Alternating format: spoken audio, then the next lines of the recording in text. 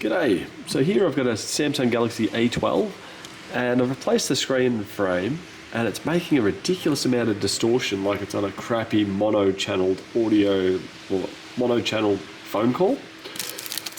Tried replacing the earpiece speakers with some A20s which definitely fit there, but it's still producing the same noise. I have transferred over this little foam bit, so see that little grey coloured thing, that's been transferred. But I haven't transferred the mesh bit over. I'm curious if that'll make any difference or if it's something that the customer has set up audio-wise on the phone, as I didn't test it prior. So I've got sadly I did this a little while ago, so I no longer have the original screen. I've got an A13 here that I'm going to pinch the loudspeaker out of to see if that will make a difference. And I'm going to pinch the mesh underneath it.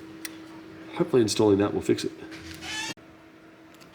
So I've just moved this foam mesh here from over here on the A13, and I'm using the A13 5G loudspeaker, which does look, these pins here look to be slightly larger than on the A20, so I'm hoping that this might produce some alright audio.